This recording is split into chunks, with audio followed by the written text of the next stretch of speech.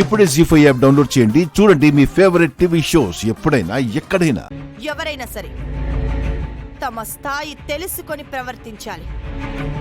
ఇదెంత, దీని బ్రతుకెంత. వీళ్ళ నాన్న నెల జీతం మన ఫామ్ హౌస్ లో కుక్కుకి పెట్టే బిస్కెట్ల ఖరీదంతుండదు. ఇది కూడా మన ముందు నిలబడి మాట్లాడుతుంది. సీత నువ్వు అలా అవమానించడం కరెక్ట్ కాదు వదినా. తను అసలే బాధల్లో ఉంది. రేవతి, నువ్వు అనవసరంగా జోక్యం చేసుకోవద్దు. నీకు తన బాధ అర్థమవుతుంది గాని చేసిన మోసం గుర్తుకు రావడం లేదా? నువ్వు మాట్లాడదు రేవతి. పాపం ముప్పతిప్పలు పడ్డా ఈవిడి గారికి 3 లక్షల అప్పు దొరుకుండదు. దీని మొహం చూసి 3 రూపాయలు కూడా దానం చేయదు కదా మహా. ఆఖరికి నేనే దయ తలచాల్సి వచ్చింది.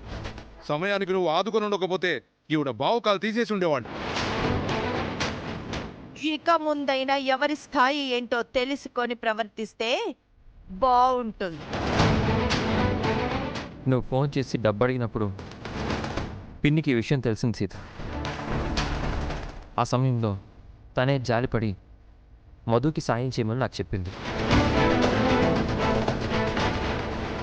చేసిన సాయి అన్ని చెప్పుకుంటే రావాల్సిన పుణ్యం రాదు రామ్. అయినా నువ్వు హెల్ప్ చేసింది ఎవరికి? నీ భార్యకే కదా.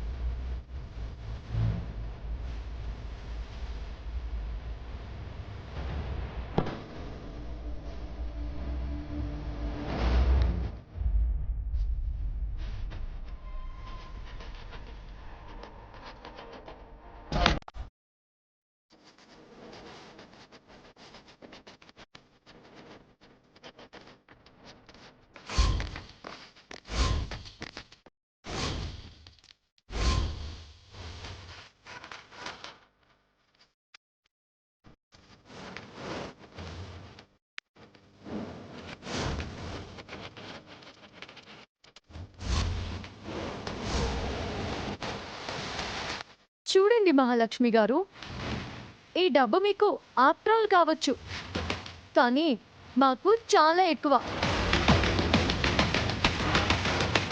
మేము ధనవంతులం కాకపోవచ్చు కానీ ఆత్మాభిమానం లేని మనుషులం కాదు.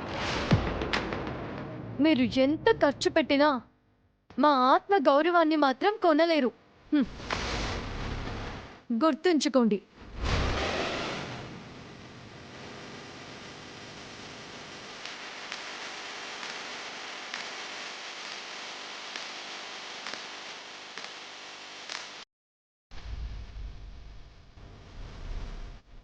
జీ5 యాప్ డౌన్లోడ్ చేసి అన్ని ఎపిసోడ్స్ పూర్తి ఉచితంగా చూడండి.